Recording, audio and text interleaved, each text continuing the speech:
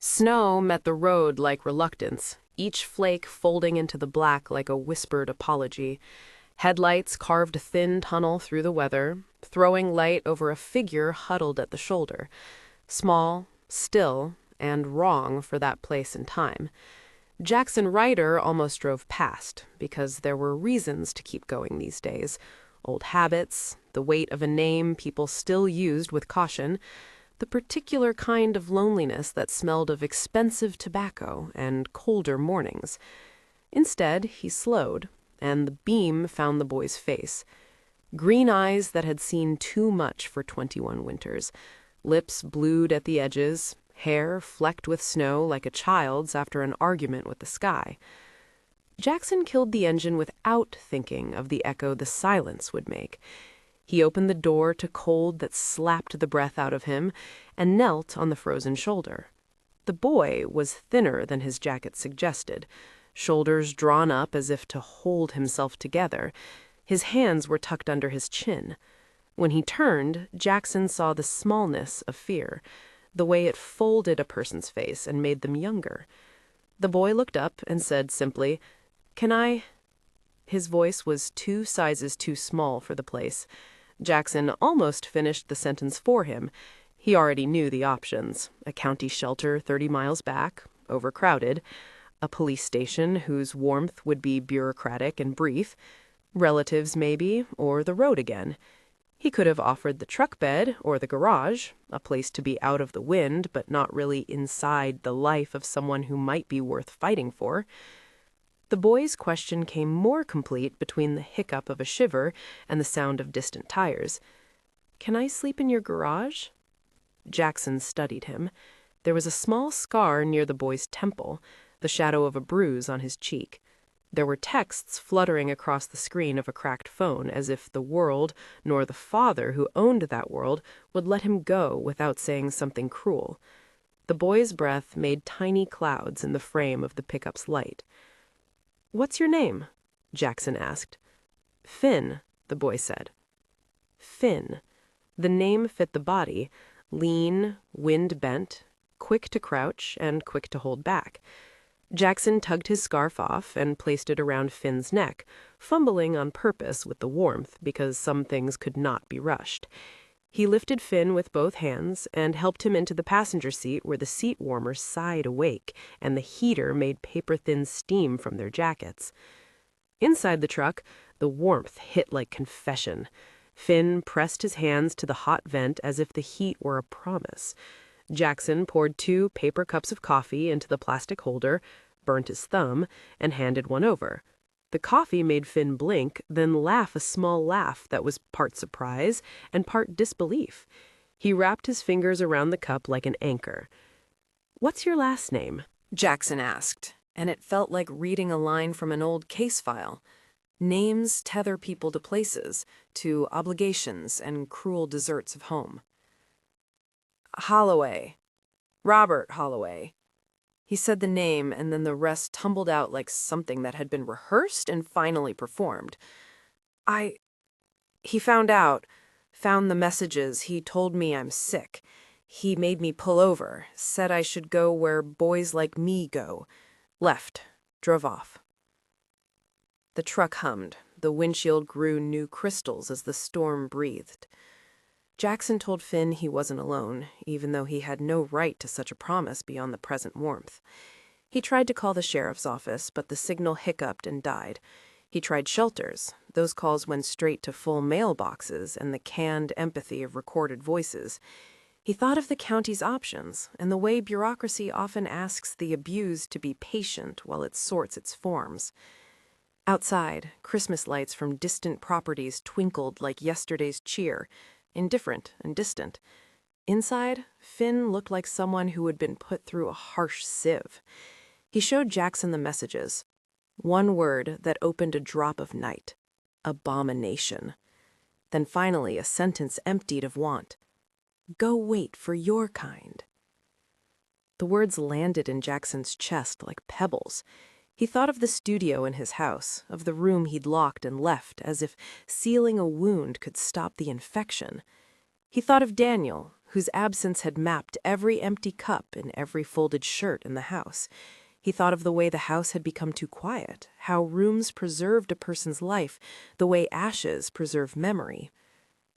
"We'll fix something," Jackson said, which was an old, practical sort of promise.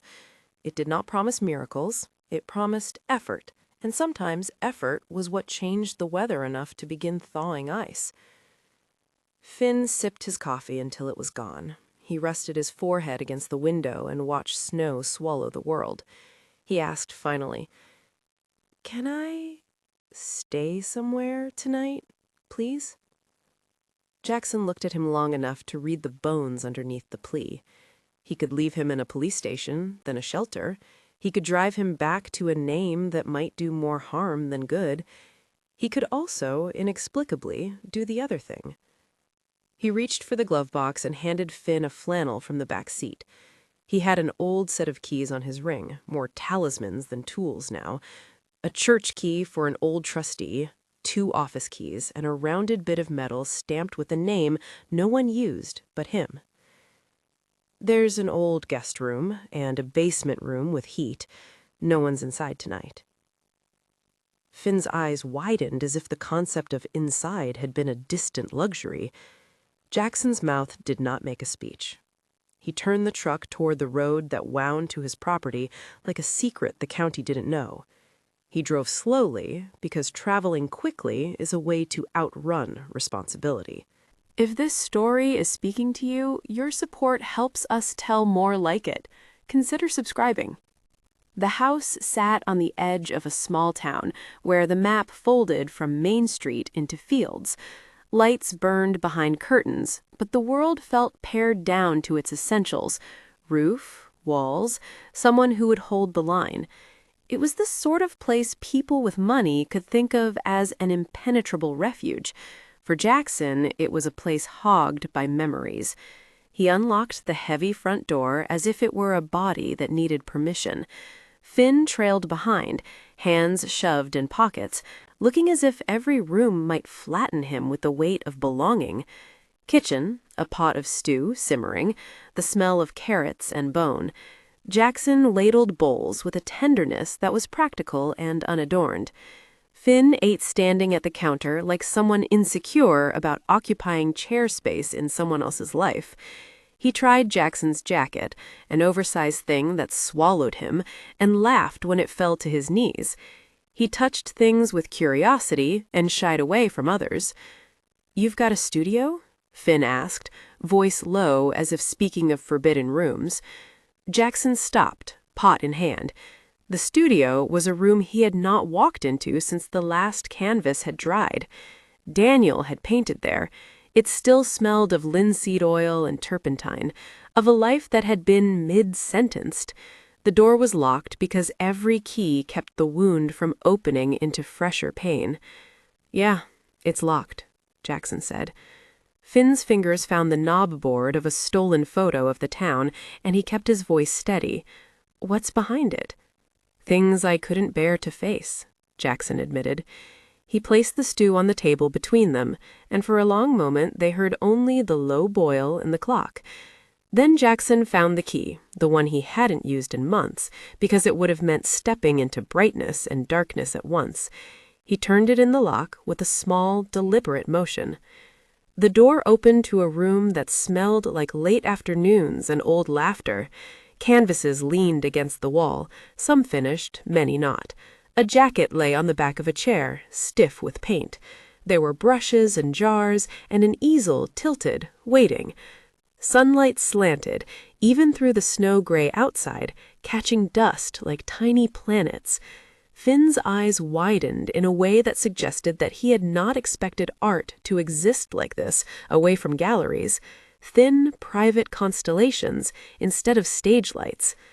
There was a painting that stopped Jackson's breath, a portrait of a man whose face he could name in the dark. Daniel, mid-smile, caught leaning against a window. The painting was precise enough to hurt. Jackson touched it once, a fingertip along an invisible line, and the studio hummed with absent warmth. Finn stood at the doorway, feeling as if he'd stumbled into someone's confession. He moved through the room like a lantern asked to show itself. He ran a hand across an unfinished canvas and left a slight smear of color where dust had clung. Jackson watched him and saw the way grief and hunger and talent braided into one person. Finn was not merely a case to be processed. He was a person who loved light. "That's him?" Finn asked softly, naming the man who had lived and been loved here. "Daniel," Jackson said. The name came like a tide return, bringing with it all the small things that made a life.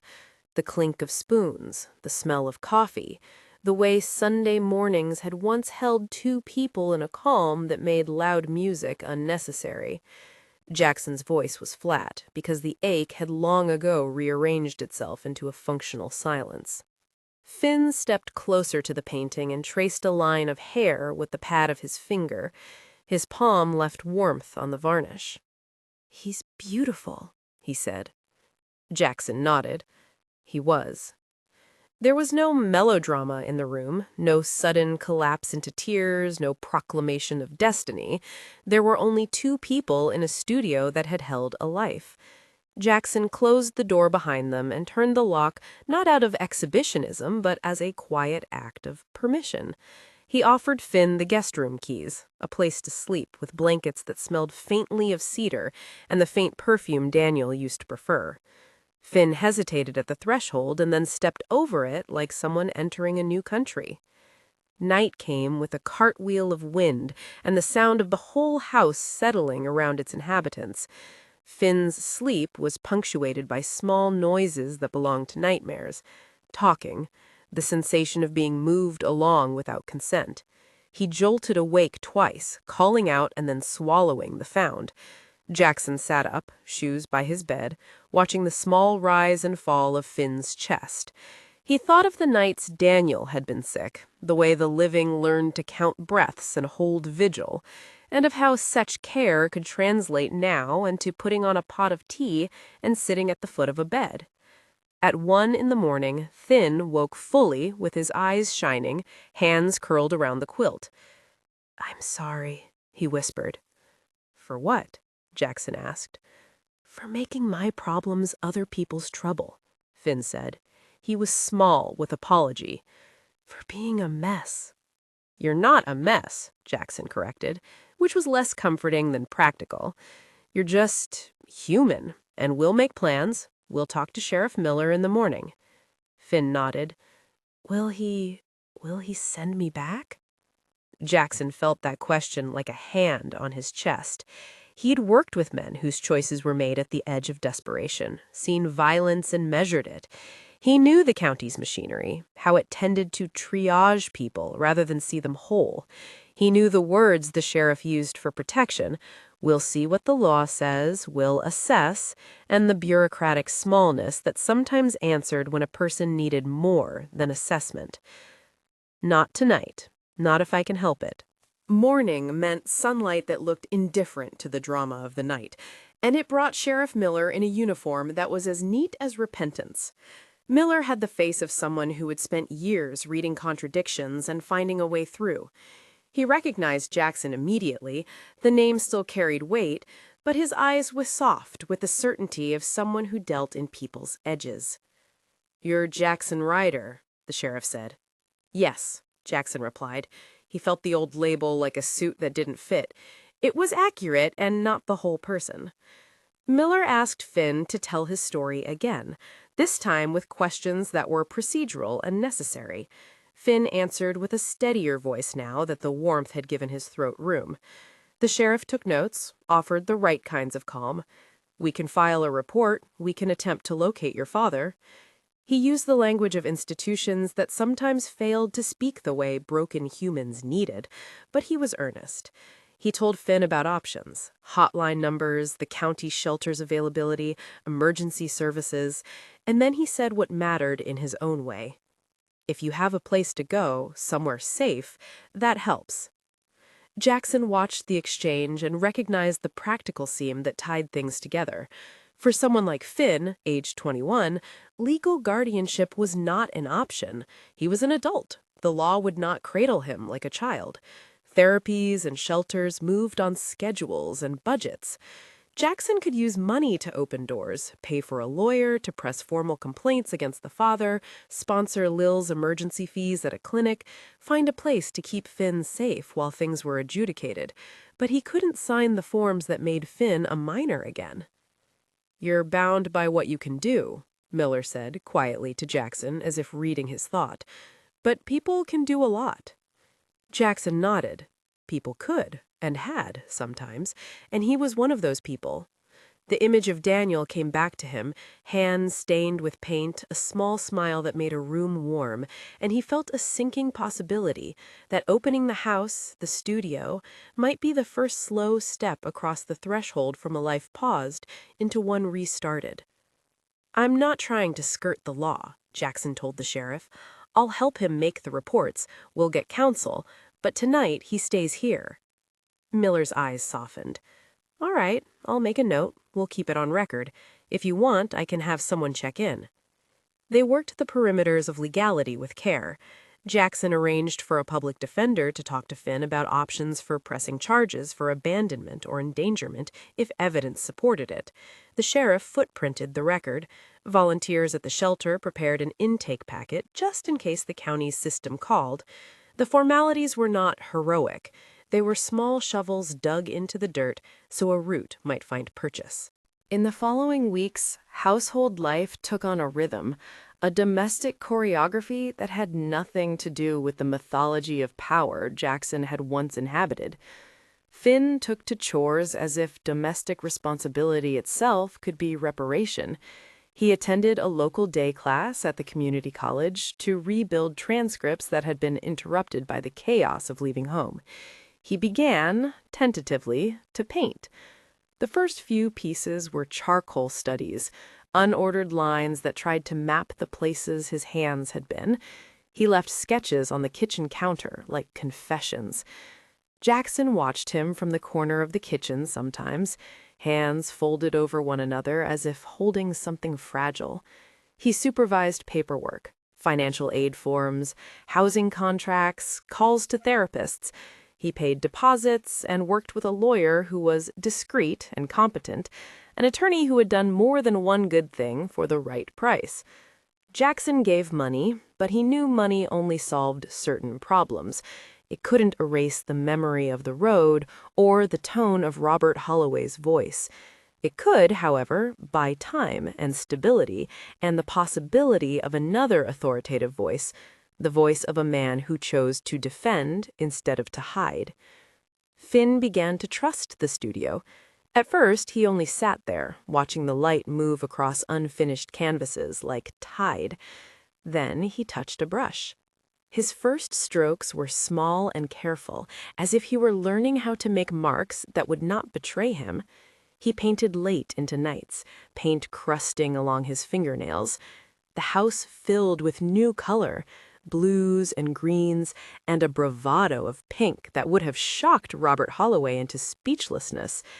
He painted the road where he had been left, but he also painted small things: a spoon, a window, a pair of shoes.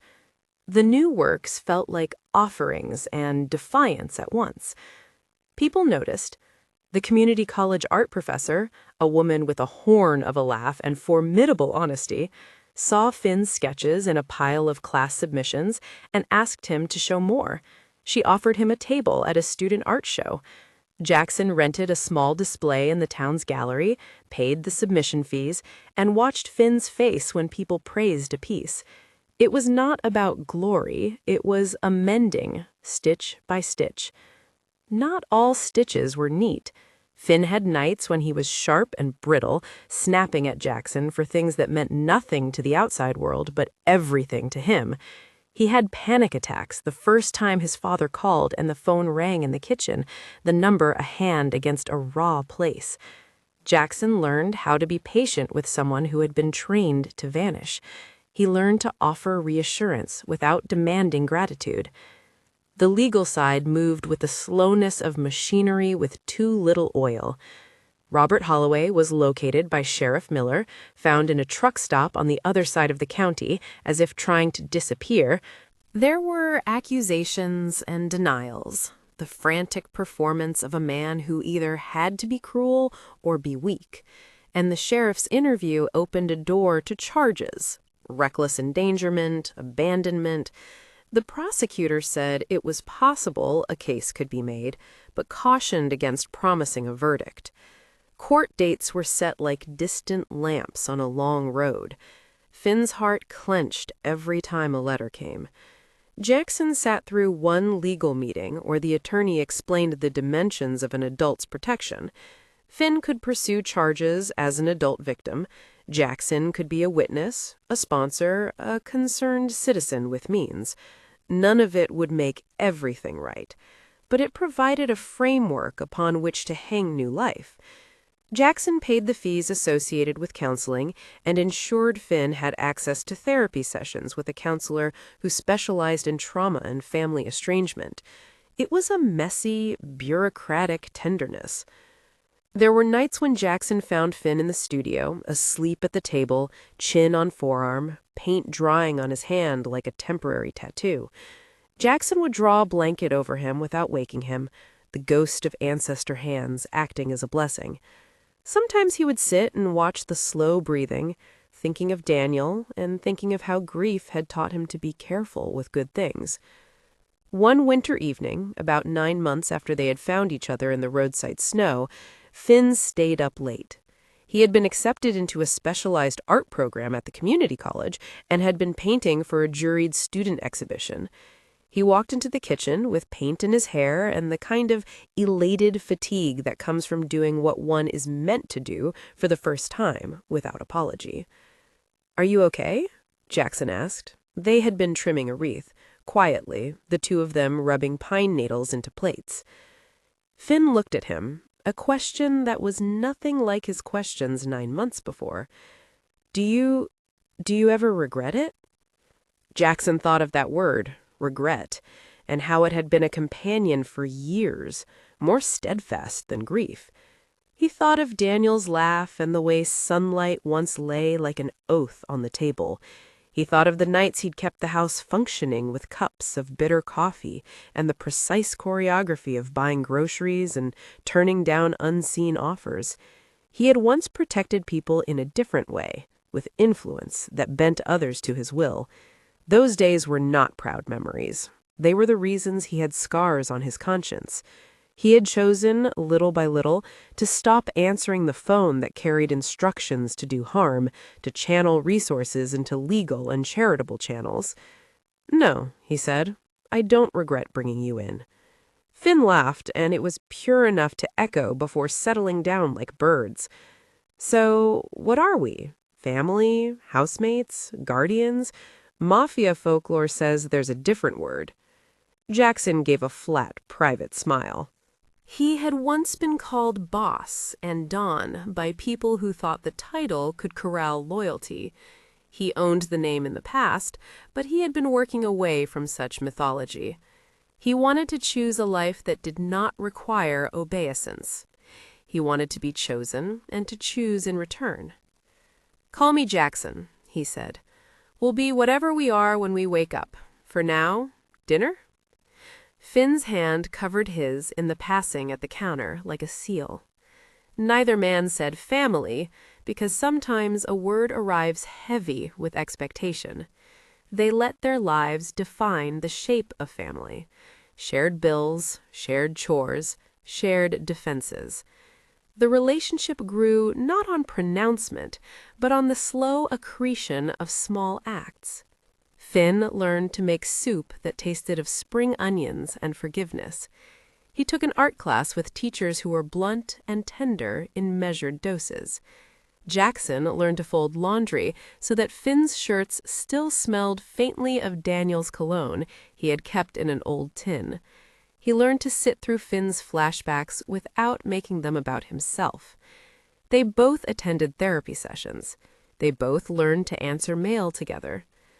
There came a night when Finn, nervous and small in the way that made him almost boy-like, asked the question that had been growing in his chest like a perennial.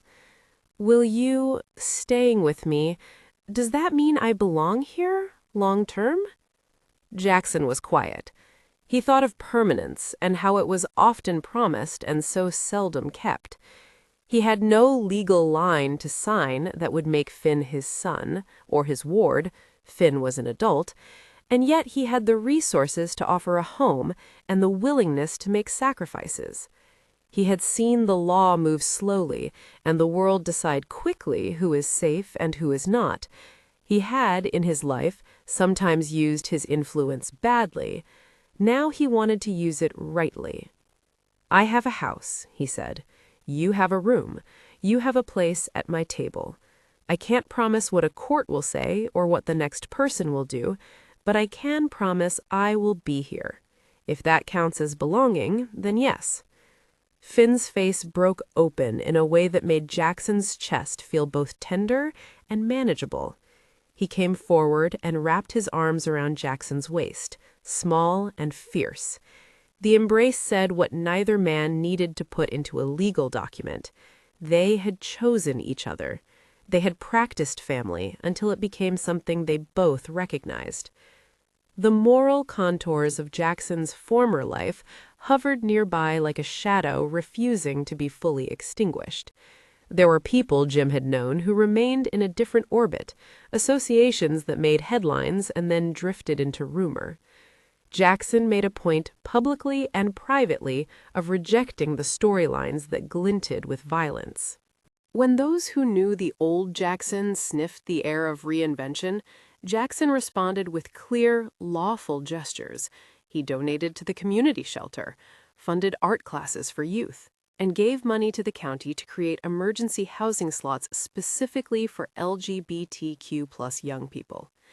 He hired lawyers to push cases through the proper channels rather than settle them in the parking lots of men who thought might made right. The law, when it touched their case, did not provide melodrama. There was a hearing, a slow procession of paperwork and testimony. Robert Holloway faced arraignment for reckless endangerment and for leaving Finn in conditions that could have led to catastrophe. He was combative and blustery at first, and then, when the sheriff presented the evidence, messages, witnesses, and the account of a boy who had been left and then sheltered, the father found himself in a smaller space than he had ever been accustomed to. The prosecutor made no guarantee of a conviction. She spoke of due process and the challenges of prosecuting familial cruelty.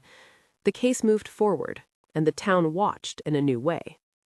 In the meantime, Finn lived his life as fully as a person can between hearings. He enrolled in more classes, painted a series of works that the community college invited him to display, and began to teach art workshops to teenagers who had not had confidence. Jackson would sometimes stand at the back of the room and watch Finn speak about color and composition with a shy authority. Watching the boy teach, Jackson felt an unfamiliar pride that did not need to be announced. It was private and absolute. A year after the roadside, on a different winter afternoon with less snow and more sun, Jackson and Finn returned to the place where they had met. It felt odd and right to come back with canned goods and a metal box bolted to a post. The box had a laminated card inside with hotline numbers and local shelter information, and a small sign that read, "If you're alone, you're not invisible. Call for help." They filled the box with warm gloves, pre-made packets of emergency blankets, and pamphlets about youth crisis lines. It was a practical and ritualized gesture at once, a way to translate private rescue into public readiness. They stood together on the road, and Jackson watched Finn tape a poster to the inside of the box. Finn's hands moved with the surety of someone who now had reasons to act rather than only reasons to be acted upon. He stepped away from the roadside with a small smile, his face alive in a way that was not about spectacle, but about a quiet, reclaimed self. The town came to know their habit of small charity. Jackson funded a scholarship at the community college for queer youth. He wrote a check to the shelter and insisted it be used not for another brief bed, but for long-term counseling slots. He insisted they hire more counselors trained to work with family estrangement. He gave money that could be traced to paperwork and ripple of good. It was the kind of atonement that didn't make headlines, but changed a person's day-to-day. Finn painted, and his canvases grew bolder. He painted a portrait of Jackson, one that did not flatter, but rather captured the man in the light he gave off when he believed himself to be necessary in a quiet, unexceptional way. In the painting, Jackson looked older than he claimed, but not older in the way sorrow had creased him, older in a way that made patience visible. The portrait hung in the studio in the place where Daniel's painting had once dominated the wall, arranged now like a conversation between past and present. It was not a replacement. Art, as all good things do, made room for multiple loves. Friends and neighbors reacted to the pair with a range of assumptions. Some speculated about the romance that could have been, press whispering romance into any narrative where two men shared bills and a roof. But Jackson and Finn neither fed nor denied those interpretations publicly. Their lives were not a show to be interpreted. They were work and laughter and tending, daily things that added up.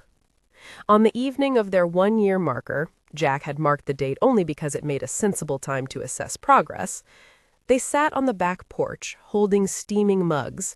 The house glowed behind them with a table lamp and the scattered silhouettes of life. The wind carried the faint sound of a radio from a neighbor's window, a holiday song that had lost its cheer and kept only familiarity. Finn reached for Jackson's hand like an examination. He asked, "Do you remember when I asked if I could sleep in your garage?" Jackson smiled, the memory crisp and uncomplicated now. "I remember you asked." "And you said—" "No," Jackson said, and the word held weight. "I said you belong inside." Finn leaned his head on Jackson's shoulder like a closing of a circle. He pointed toward the little emergency box they'd bolted to the post near the road. "We did something, didn't we? We didn't just take you in, we made sure no one else would have to be as lost."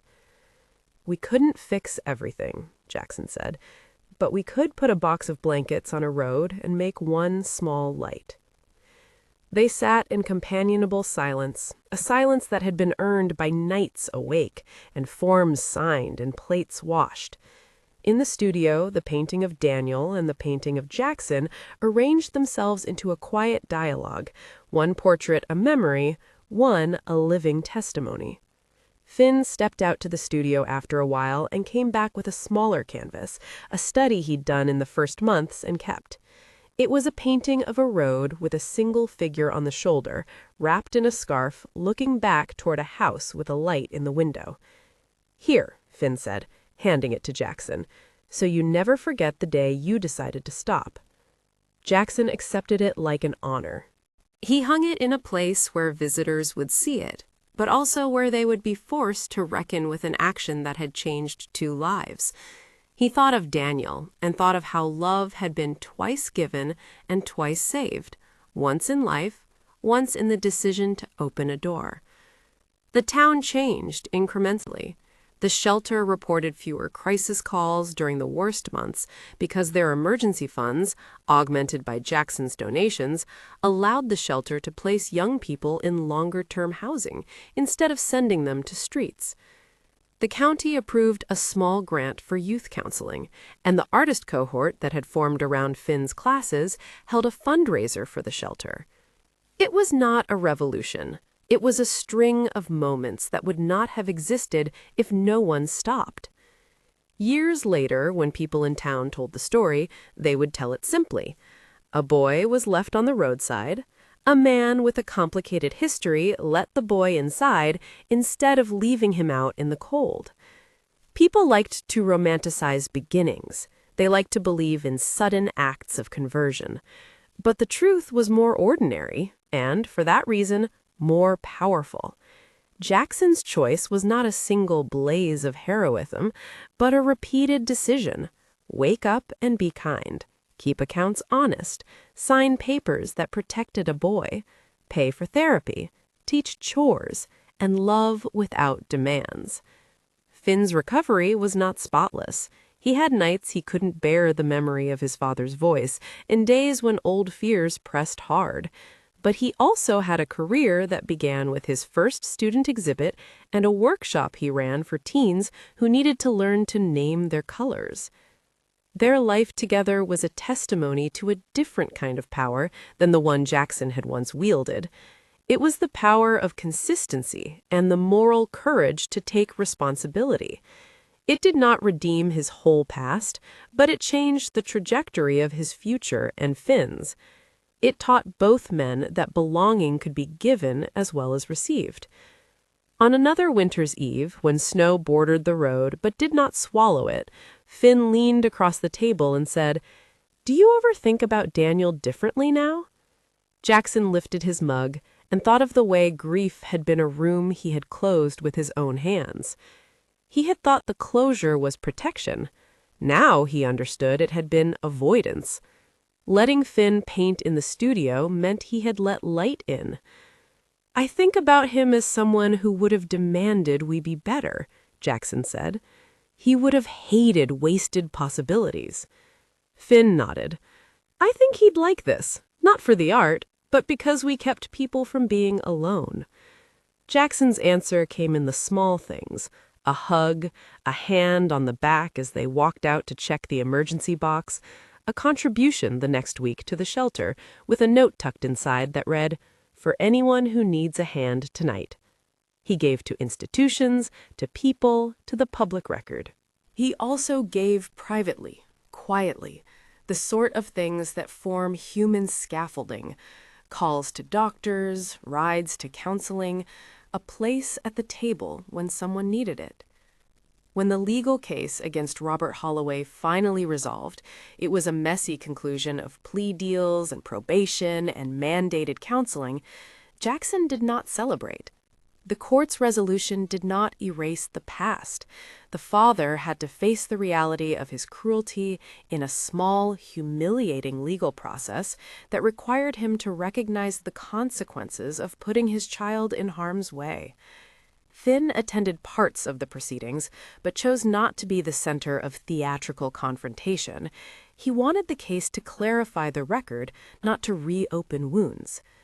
The judge's final words were weary and blunt. The community had obligations to its vulnerable, and the state would do its part to enforce them. The legal system had done what it could in the space allowed. The moral victory had already been won in the quieter places, in the studio where paint dried on fingers like metals, in the box bolted to the roadside, in the scholarship for queer youth, and in the low-level, consistent acts that kept someone from falling through the cracks. Finn had found his voice. Jackson had found redemption that didn't require spectacle. On a soft December afternoon, Jackson walked into the studio and saw a new painting on the easel. It was Finn's portrait of him, not a flattering image, but a truthful one. Jackson recognized himself. The jaw, the eyes that no longer tried to be hard. He saw the line of a life that had been altered, and in that alteration, made whole in pieces. He went to the porch where Finn was arranging lights and stood watching. Finn looked up and smiled. "You look like someone who finally has time to breathe," Finn said. Jackson let out a laugh that had years in it. "Maybe." They stood there for a long while, the house behind them warm and alive with small noises, the emergency box at the roadside like an offering in the snow. The painting hung in the studio where both of them could see it each morning. It was a reminder, and not an erasure, of what it took to build shelter. In the end, the story was simple, because life sometimes is. Someone stopped. Someone offered warmth. Someone else who had been hurt by the world started to make art again and used it to speak. They paid attention to the small paperwork that makes comfort last. Forms filled out, attorney hours purchased, therapy scheduled, but they also paid attention to the small rituals that make a home. Shared breakfasts, the discipline of taking out the trash, the placing of a painting on a wall. If this has touched you, consider helping in your own way. donate to local youth shelters, save the numbers for crisis lines, or share resources with someone who might need them. Small actions multiply. The road remained where it had always been, some nights empty, some nights busy, but the metal box bolted to the post would stand for as long as someone would refill it. Inside, along with the gloves and blankets, there would always be a small card with the words Finn had written in his first shaky handwriting, "You are allowed to come inside." The words were not law, they were an invitation, and sometimes the invitation matters as much as any verdict. On quiet evenings, Jackson would stand in the doorway of the studio and look at the portrait Finn had painted of him, then at the painting of Daniel, and then at the smaller road painting Finn had made in the first raw weeks. He understood something he did not fully have the language for. Safety is not a single act, but a string of them. The motel nights taken away, the coffee poured, the postcards mailed, the lawyers hired. These were the stitches that made a life wearable again. They did not pretend every broken thing would mend in neat lines. They worked, slowly, on the tapestry. They ate stew, they argued about paint brands, they built a little network of friends who understood that to protect was to act, and that to receive protection was not weakness. They had days bright enough to be hopeful and nights that tested their resilience. And if, once in a while, someone asked where Finn had come from or why a man with a complicated past kept his house like an open hand, Jackson would answer simply. He needed somewhere not to be alone. I had a house. I had keys. It was the right thing. He would not make a press conference out of it. He would not write a manifesto. He would continue to do the hard, unphotographed labor of care. Many stories end in vows or in not very practical promises. Jackson's life did not depend on vows. It depended on choices made every morning to open the door, to sit through one more therapy appointment, to write one donation check, to stand at a bedside when a nightmare returned. Finn's life, tethered now to skill and community, taught him that belonging is built, not inherited. On another winter drive past the road where they had first met, Jackson looked at the emergency box at the post and thought of the night when a boy with blue lips had asked for a garage. He remembered the precise way the boy had asked, the smallness of the plea, the way the world had tilted for an instant. "No," he had said, "you belong inside."